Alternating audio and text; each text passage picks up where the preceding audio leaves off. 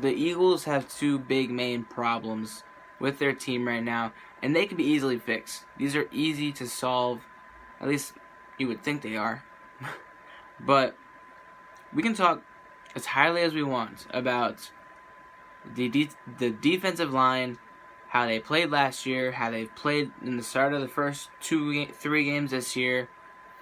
What we saw in the Super Bowl was the true Eagles that need to really be looked at, and that's a sloppy secondary, a pass rush that gets there too late, and an offense that when hot can score points.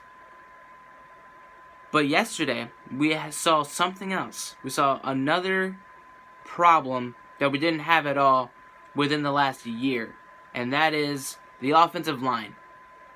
Because yesterday, the offensive line looked like utter garbage. And it was the same exact scenario against the Buccaneers. It was the same exact scenario last week against the Colts. Last Sunday against the Colts. And then yesterday, we saw it implode against the Tennessee Titans. Against the Buccaneers, Nick Foles was getting hit a lot. Wasn't getting sacked, but he was getting dropped on his feet a lot. Dropped on his butt a lot. He was getting hit a lot. Last week, Carson Wentz showed a lot of mobility because he had to move. He was not getting enough time in the pocket. He needed to make his own plays. And this week, he had to do the same thing. Except he was way too overwhelmed by the amount of physicality that the Tennessee Titans brought and the fact that the Eagles could not pick it up.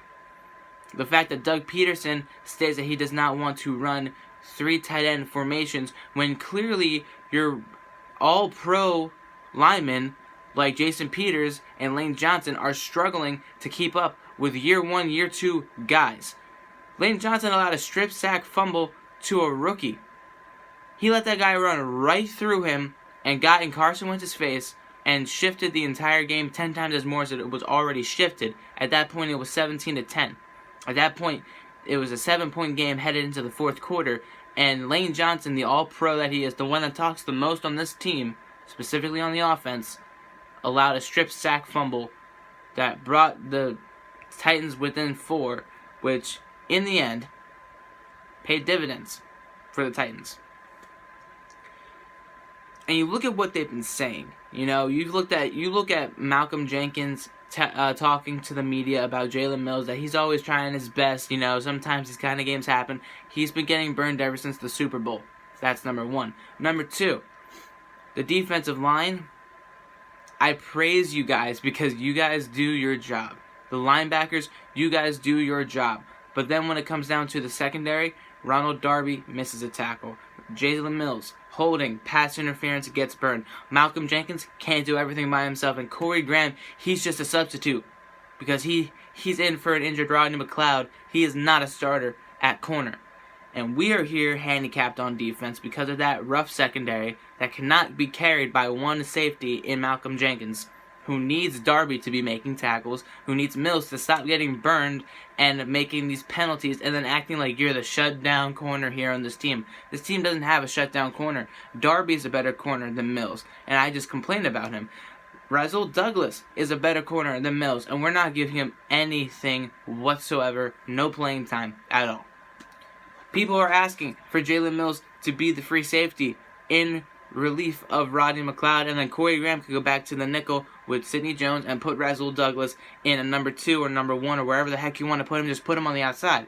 I'm all for that because I've seen Rasul Douglas. He had 3 interceptions last year in relief of Ronald Darby, and he did really well. We saw him in the... It's just frustrating when Carson Wentz returns with a chip on his shoulder. He's missing 2 of his running backs, yes. But you got Alshon Jeffrey back. You got 2 wide receivers, or 2 receivers in general, Zach Ertz and Jeffrey, who have over 100 yards receiving. And, of course, Jordan Matthews gets his first touchdown as an Eagle once again. Nelson Aguilar is dropping passes again. And we're not running the ball. It's a mix of so many things that yesterday, when you guys were watching the stream with me, watching me react to the game on stream rather, you saw how frustrated I was because I am tired of what I saw. I was upset because it's been happening all year so far and I cannot deal with it. The secondary has been very suspect all year round. And, it's about time we just come out and flat out say Jalen Mills sucks. Okay? If I could cut anybody on this roster, I would cut Jalen Mills. Enough. That's all I gotta say. Offensively, enough talk. Get everybody focused on one thing, and that's protecting your franchise quarterback. Why do you think he got hurt last year? Because the pocket broke down. He had to make a play because he wanted that touchdown to keep the lead against the Rams. And he went all out for a play that didn't even count, and he hurt himself. That's because you can't protect him. But when it's Nick Foles back there, oh yeah, let's put Foles in there. Super Bowl MVP, we can protect him, yeah, sure. Because against the Buccaneers, he looked like he was very well protected. We can praise him all we want. I love the guy. I love what he did. I love that he brought us a Super Bowl. But guys, it's going to be the same thing because this offensive line is not playing the way they should be. Now, of course, over time, this offensive line will get better. As over time, this Carson Wentz play will get better. And same with Jeffrey, even though Jeffrey did really well yesterday. Everyone's going to get better. Yeah, I know.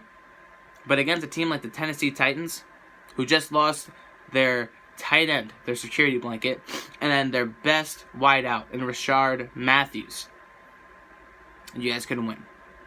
In a game that had no run game. Neither team was running the football. You guys couldn't win. Let me know what you guys think, man. I don't know how we're going to do against the Vikings. I'll talk more about that later on this week. But it's going to suck. That's all I can see right now.